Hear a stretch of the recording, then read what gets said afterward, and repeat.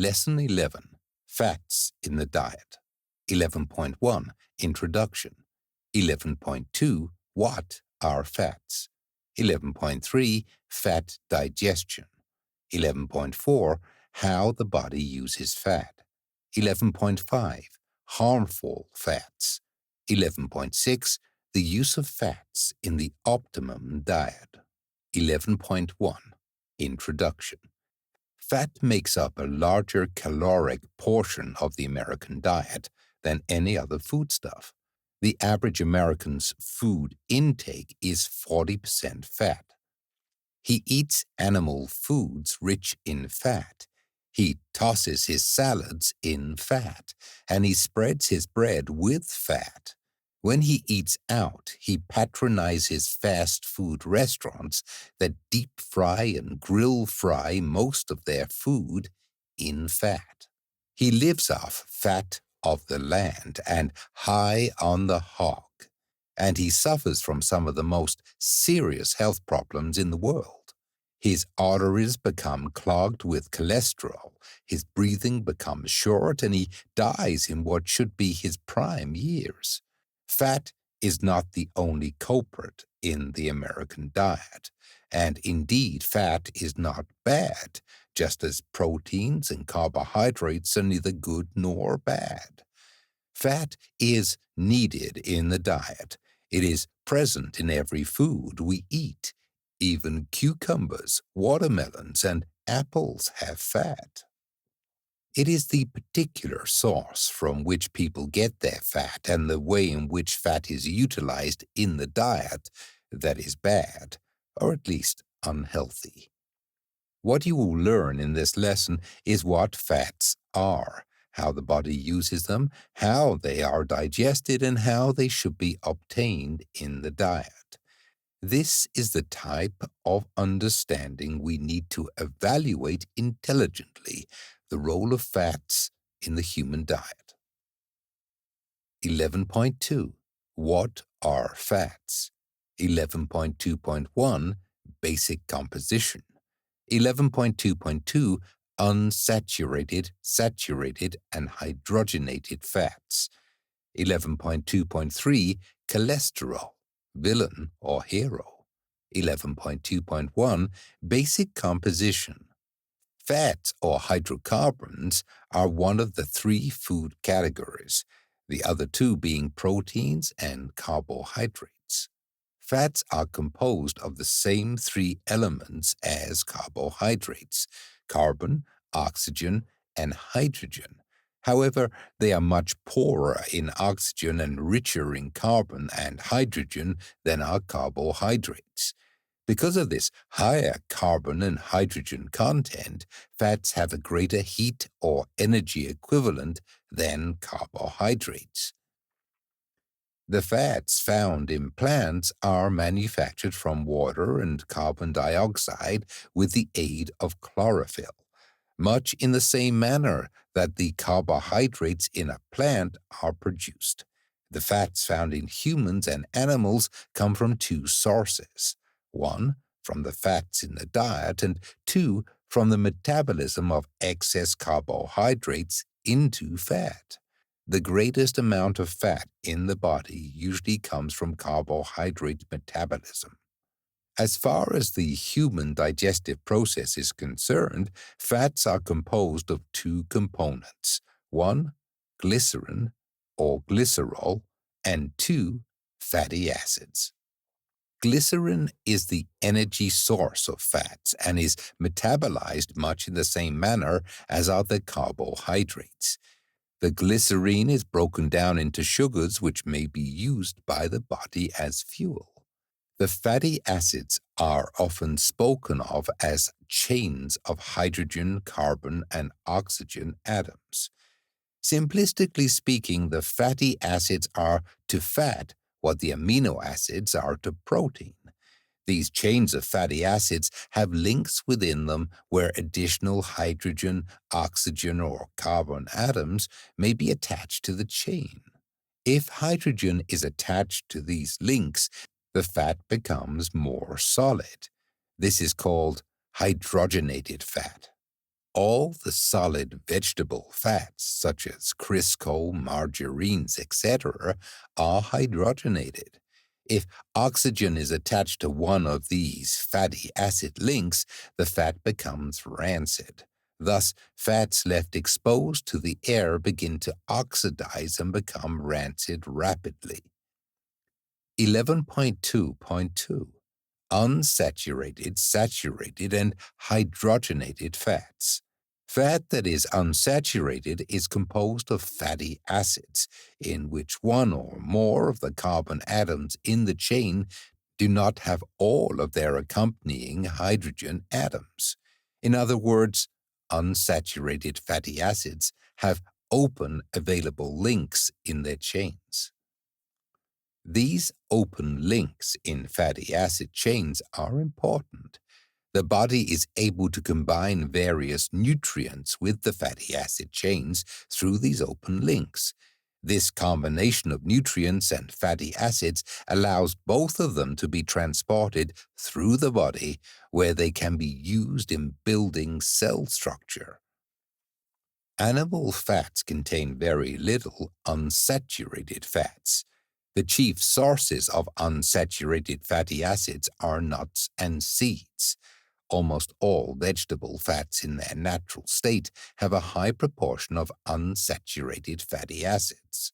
The term polyunsaturated means that there is a large number of fatty acids which have two or more open links in their chains. These vegetable polyunsaturated fats are used in making margarine and shortening. This is done by the process of hydrogenation. Hydrogenation causes liquid fats to become solidified by introducing hydrogen atoms into the open links of the fatty acid chains. If a fat becomes completely hydrogenated, it is rock hard. The process is controlled, however, so that varying consistencies of hydrogenated fats can be produced. The hydrogenation process consists of heating the fats and oils to a temperature of 212 to 400 degrees. Hydrogen is then mixed in, along with some catalytic agents such as nickel or platinum. The fatty acids then take on the hydrogen atoms and begin to solidify. The heating of the oils during this process destroys any vitamins that may be present. The addition of the hydrogen atoms fills the open links in the fatty acid chains and thus prevents nutrients from binding with the acids. As a result, hydrogenated fats can supply only empty calories and no nutritive value. Since hydrogenated fats cannot become rancid, nor can they support life, they are manufactured extensively. Margarine, cooking fats, processed cheeses, lard, and peanut butter are but a few products subjected to hydrogenation. The saturated fats are found chiefly in animal fats. Saturated fats are solid at room temperature, unlike the liquid unsaturated fats. Saturated fats are found in animal flesh, dairy products, eggs, and coconuts. It should be noted that the saturated fats in coconuts have a different chemical structure. Like hydrogenated fats, the saturated fats cannot enter into a nutrient bonding with the body. Consequently, they cannot be used effectively by the body in cellular composition than the saturated animal fats metabolism. The saturated fats are usually empty calories that contribute to a fat buildup within the body. They serve no useful function. 11.2.3 Cholesterol, villain or hero. Accompanying the saturated animal fats is cholesterol, which can be considered a cousin to the fat family. Since cholesterol is generally discussed in terms of fats in the diet, this is an appropriate place for its inclusion. Cholesterol is not a harmful substance as such. The body uses it in all of its tissues. It occurs in the brain, spinal column, and skin. Cholesterol is part of the raw materials from which bile salts, sex and adrenaline hormones, and vitamin D are made. It combines with proteins to enable fats to be carried to the cells. The liver produces all the cholesterol the body needs for its functions. In an average adult, about 3,000 milligrams of cholesterol are produced each day, regardless if cholesterol is present in the foods eaten or not. When additional cholesterol enters the body through diet, an excess occurs. Typically, a person consuming animal products ingests about 800 milligrams of cholesterol a day. This extra cholesterol is deposited along the walls of the arteries throughout the body. As these deposits grow, a condition known as atherosclerosis or hardening of the arteries occurs. The arteries become constricted and circulation is seriously impaired. This impaired circulation contributes to a wide variety of problems, including loss of hearing, baldness, shortness of breath, dizziness, and heart attacks. All tissues in the body are harmed since a reduced amount of oxygen and nutrients reach the cells. Atherosclerosis now affects a majority of Americans, regardless of age.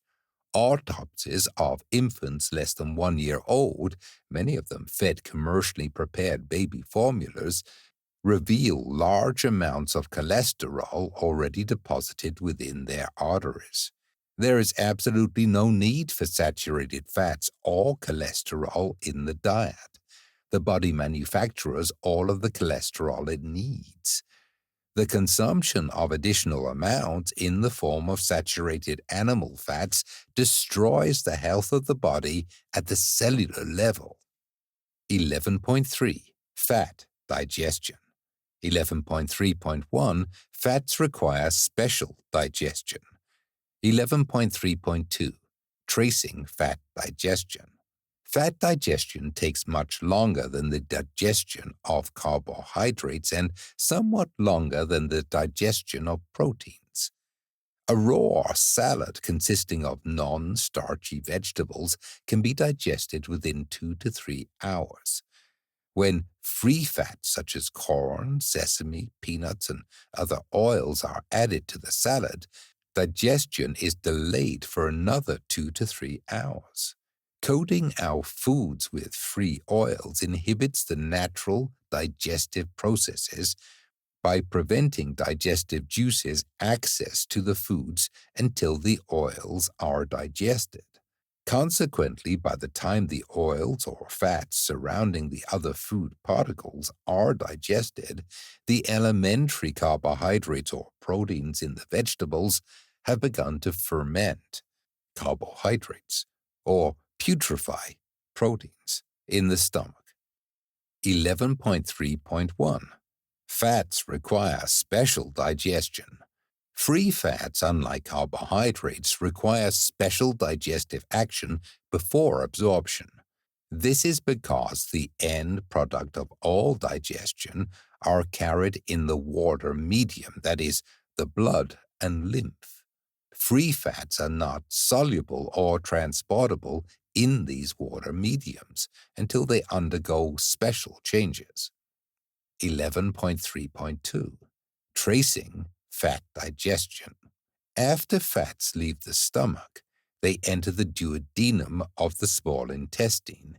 Their presence causes the stimulation of the gallbladder, which forces bile down into the small intestine. The bile emulsifies all the fats in the intestines. The emulsified fats are then split by enzymes into fatty acids and glycerol. At this point, the fats can be absorbed through the intestinal mucosa. During absorption, the fatty acids and glycerol recombine with a small amount of protein to form microscopic particles of fat called chylomicrons. The fats in the form of chylomicrons are now soluble enough to enter lymph circulation. The fatty acids are converted by the liver to acetate or ketone bodies as an energy source for the cells. The fat, which is not used immediately for the body's energy needs, is stored primarily in adipose tissue. Adipose tissue is a special kind of tissue found mainly around the stomach, thighs, and buttocks, which contains the necessary enzymes to continually produce and release new fat to meet the body's needs. 11.4. How the body uses fat. 11.4.1. Fats supply heat and energy. 11.4.2. Fats provide padding and insulation. 11.4.3. Fats aid in absorption of fat-soluble vitamins. 11.4.4. Fats are sources of the essential fatty acids. Vitamin F. 11.4.5. Functions. 11.4.6. Effect of deficiency. 11.4.7. Requirement. Fat is used in the body in four main ways. 1. As a source of heat and energy. 2. As padding and insulation for the organs and nerves. 3. As a regulator for the fat-soluble vitamins A, D, E, and K. And 4. As a source of the essential fatty acids. 11.4.1. Fats supply heat and energy. Each gram of fat supplies 9 calories. This is more than twice the amount of energy supplied by a gram of carbohydrates. The body uses fat in much the same way as it uses carbohydrates. That is, fat is used mainly as an energy food. Fats are converted to energy by being split into fatty acids and glycerol. Glycerol is then converted to either glucose or glycogen. At this point, the usual process of carbohydrate metabolism take over to produce needed energy from the glucose and glycogen. While fats may supply twice the caloric energy of carbohydrates, we find that they must undergo a longer digestive process before they are ready for an essentially carbohydrate metabolism. In general, carbohydrates do a more efficient job of providing the body with readily usable fuel. Fats are valuable in that they may provide a form of stored energy, but strictly speaking, they are not a necessity in the diet as far as fuel sources goes. Fats, however, are usually more extensively stored within the body than are carbohydrates and may be converted into fuel when the body's carbohydrate reserves are depleted. In fact, this is exactly what occurs when a person goes on a diet, fasts, or is exposed to extremely cold weather. As the stored carbohydrate reserves in the liver are exhausted, the body's fat reserves are metabolized for a new supply. It should be understood that these fat reserves in the body do not simply come from the fat that is eaten in the diet. When an excess of carbohydrates is eaten, it is converted by the body into fat and stored. In this way, the body can store and use fat without having a large amount of fat in the diet. The fat deposits could be viewed as a carbohydrate bank, where deposits and withdrawals are made as necessary. We can see that fat within the body is an important energy and heat source, but strictly speaking, fat in the diet is not an essential outside source of fuel. 11.4.2. Fats provide padding and insulation. Within the body, fat deposits provide padding and support for the organs and insulate the body from cold. For instance, a certain amount of fat is necessary in the buttocks. A loss of most of the fat in this area actually make sitting down uncomfortable. Fat tissue is also a special type of connective tissue that aids in the support of certain organs, such as the liver. Most animals in nature experience an increase in their fatty tissues with the advent of the cold weather.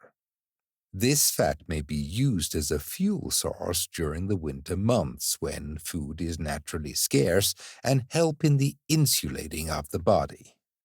This function of the fat in the body should not be confused with the role of fat in the diet. Fat reserves in the body do not necessarily come from fat intake in the diet, but may instead be developed from the carbohydrates consumed.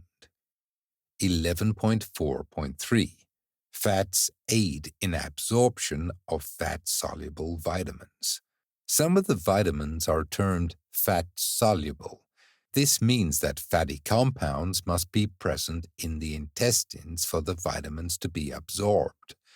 The fat-soluble vitamins are A, D, E, and K. The other vitamins, B and C, etc., are termed water-soluble. If these fat-soluble vitamins are obtained from the foods in which they naturally occur and eaten in an unprocessed state, they will be readily absorbed by the body. The wholesome foods which contain these vitamins also contain the necessary fatty compounds for their absorption. If these vitamins, however, are extracted, as in supplements, or occur in foods which have been fragmented, processed, or subjected to heat, then their absorption will be impaired. Heating fatty foods, for example, renders almost all of the fat-soluble vitamins useless. 11.4.4 Fats are sources of the essential fatty acids, vitamin F. Even if no fat is eaten, the body can manufacture most of its fatty acids from fruit and vegetable sugars. There are 3 fatty acids, however, that the body is said to be unable to synthesize. These are called the essential fatty acids. The 3 essential fatty acids are linoleic acid, arachidonic acid, and linolenic acid. The linoleic acid is generally thought to be the most important and has been termed absolutely essential to life by some nutritional researchers. The arachidonic acid can act as a fairly good substitute for linoleic acid.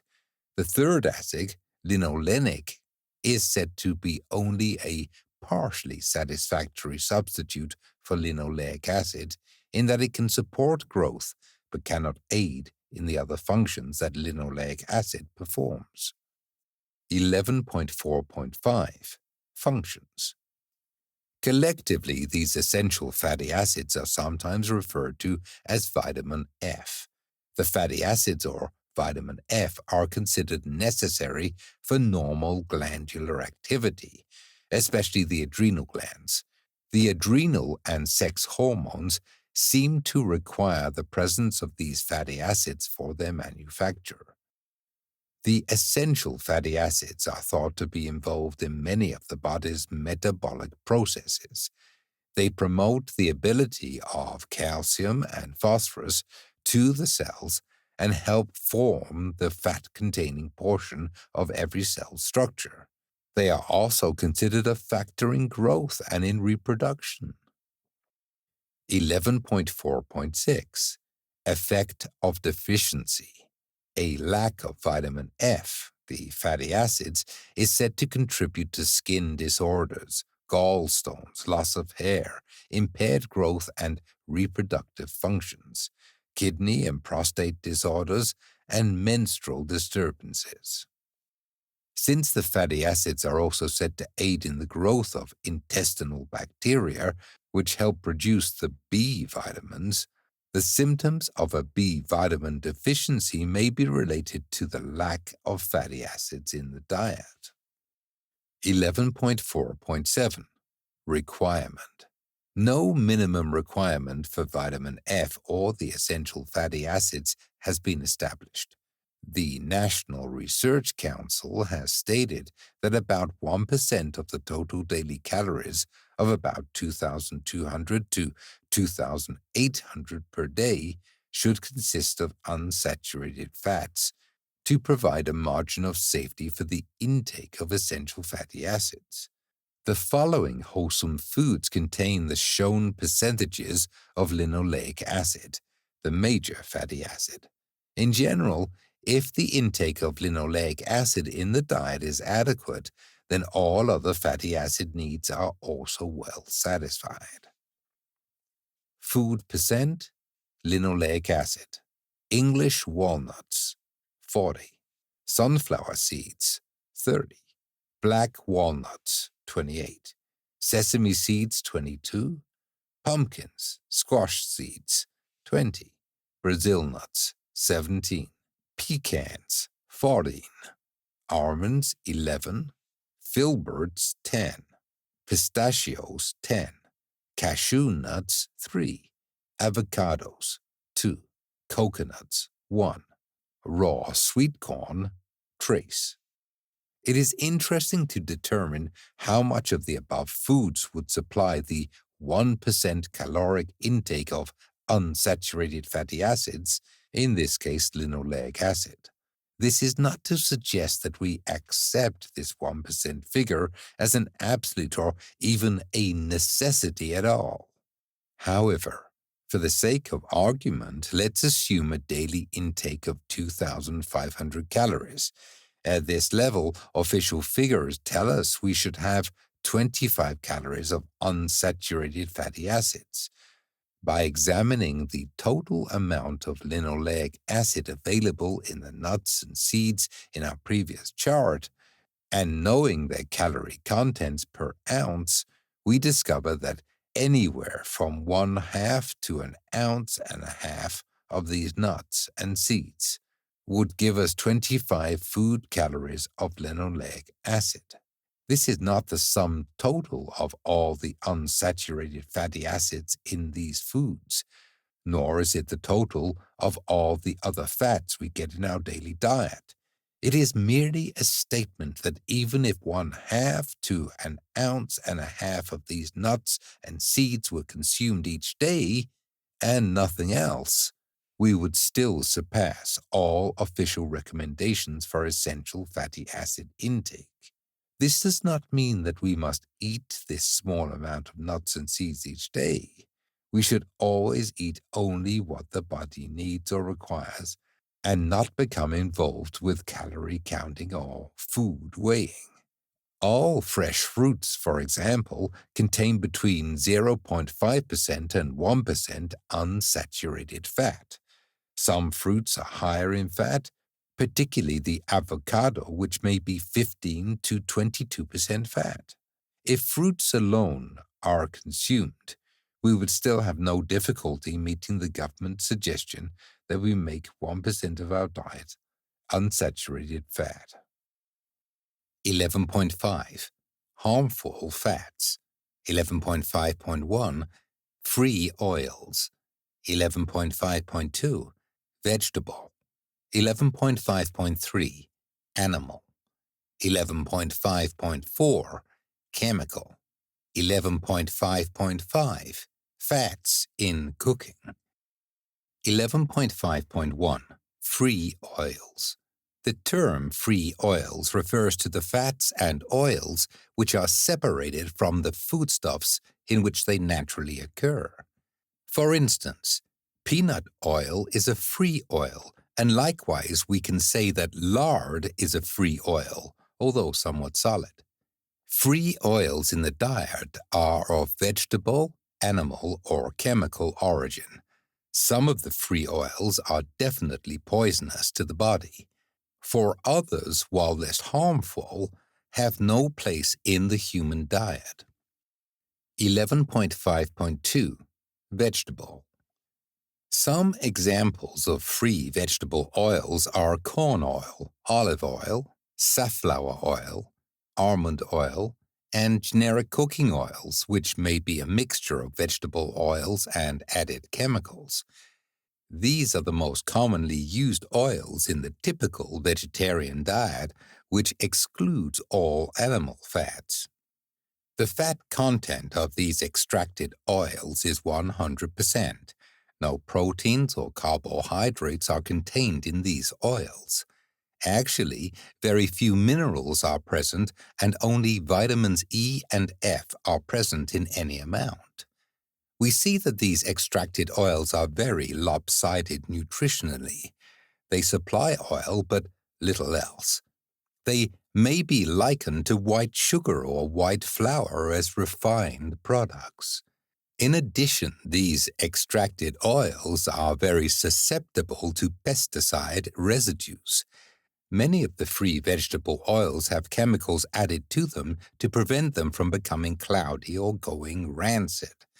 Unfortunately, however, almost all free oil undergoes a certain amount of oxidation and becomes rancid regardless of the preservative methods used. The great majority of all vegetable oils are heat extracted. That is, they are raised to high temperatures in their manufacturing process in order to expel the oils from their vegetable sources. This heat causes a breakdown in the oil's original composition and renders it nutritionally unfit.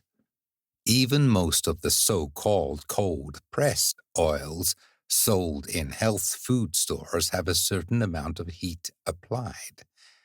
Although the amount of heat used in these expeller-pressed oils, which is really what they are instead of cold-pressed, is somewhat lower than conventional methods, it is still high enough to destroy the oil's original composition. Usually, only olive oil and avocado oil have any chance of being extracted without heating methods of some kind. All free vegetable oils, with the exception of olive oil, have been added to the human diet only in the past 100 years. The human constitution is simply not adapted to handle these large quantities of free oils. Even olive oil, the traditional favorite of many health enthusiasts, cannot be recommended. Unless obtained from strictly organic sources, most olive oil is mixed with other oils and petroleum products. These additives are considered normal by the government, and no labeling of their presence is required.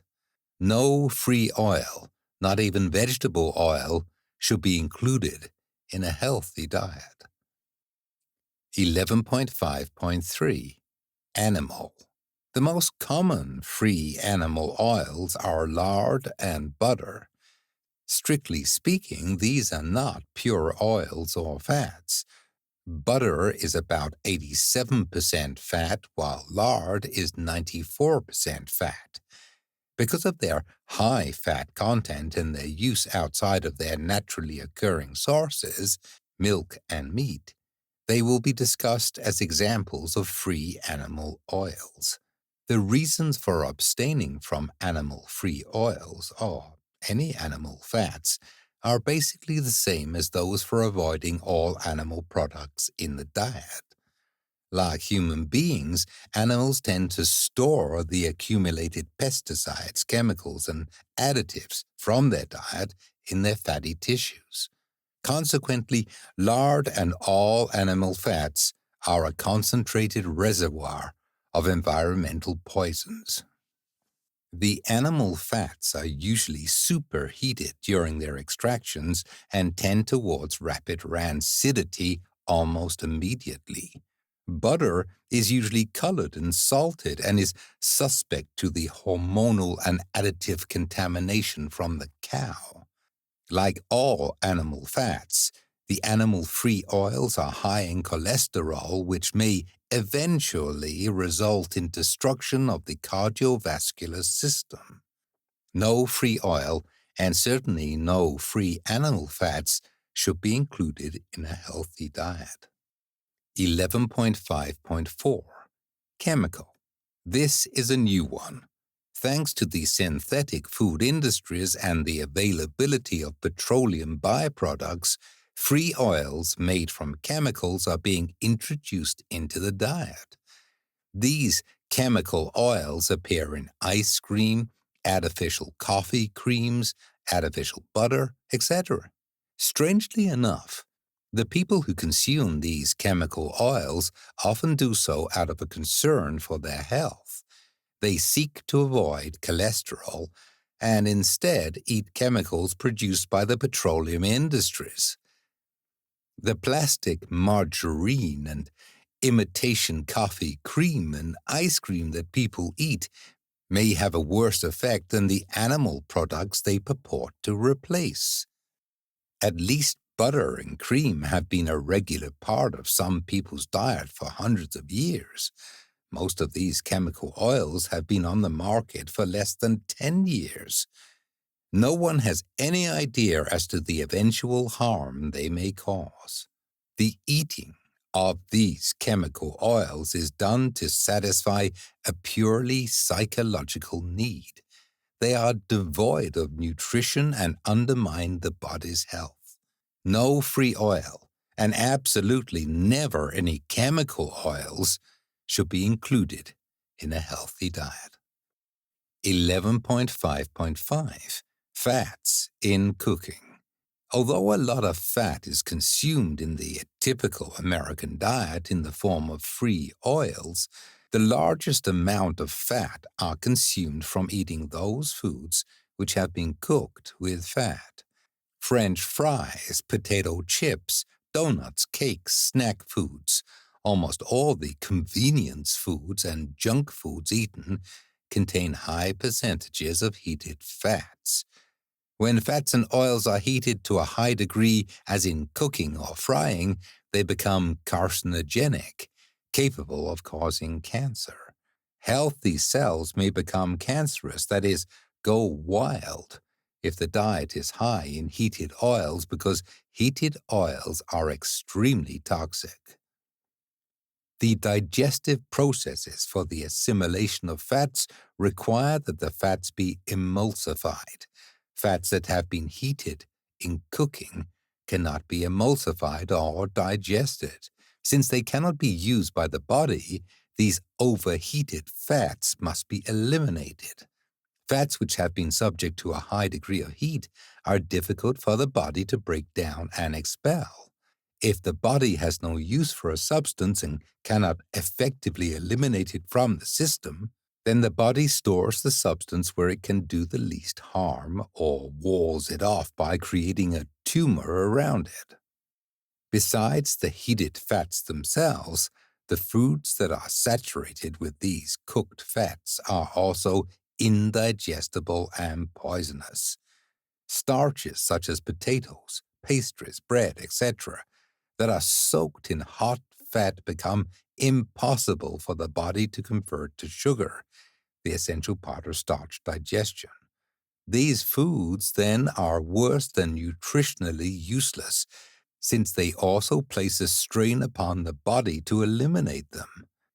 Any food values associated with oils or fats are lost when they are heated. As fats reach 350-degree temperatures, the standard range for frying and cooking, they begin to decompose totally and lose their vitamins and minerals. They also prevent the absorption of any other fat-soluble vitamins and so contribute to the nutrient starvation of the body. 11.6 The use of fats in the optimum diet. 11.6.1 Fat contents of wholesome foods. 11.6.2 Nuts, seeds, and avocados as high-fat sources. 11.6.3 Olives as food. 11.6.4 Recommendations. Now that we have discussed the harmful effects of animal fats, free oils, and heated fats, we should examine the wholesome sources of fat in the diet. First, there are no such things as fat-free foods. All foods that are part of the human dietary contain fat. Every cell of every living plant and animal contains fat. 11.6.1 Fat contents of wholesome foods. There are, of course, different fat contents in different foods. The following chart shows the fat content of foods natural to the human diet. Food percent of fat by calories. Fruits, apple, 3. Vegetables, spinach, 15. Mother's milk, 55. Avocados, 77. Seeds, sesame, 70. Coconut, mature, 79. Nuts, hazelnut, 81. Data from nutritiondata.com. 11.6.2 Nuts, seeds, and avocados as high-fat sources. Nuts and seeds that are fresh, unroasted, and unsalted are acceptable high-fat foods. If digestion permits, these should be eaten fresh in their whole state. If used as a nut butter or dressing, they should be made at home immediately before eating. All manufactured nut and seed butters, even those labeled as raw, undergo some degree of oxidation and become somewhat rancid.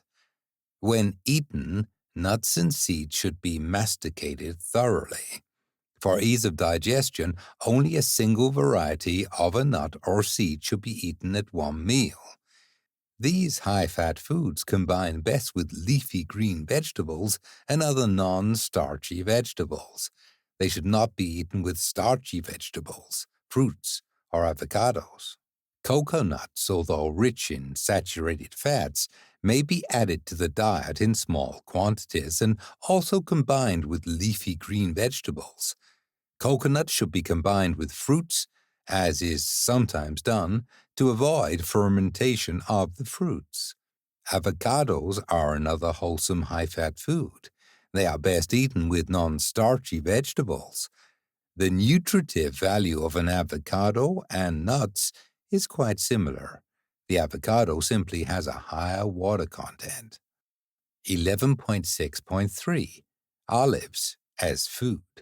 Olives are the only other fruit besides avocados that have a high fat content.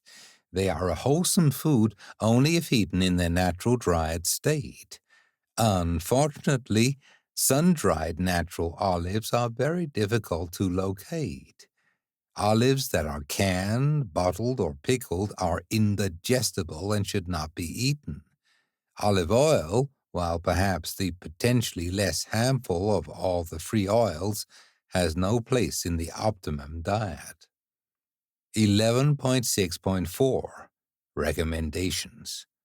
Although no specific amounts of these foods are recommended, it should be noted that many practitioners of natural hygiene suggest that no more than 3 to 4 ounces of nuts or seeds be eaten daily, or no more than 1 avocado.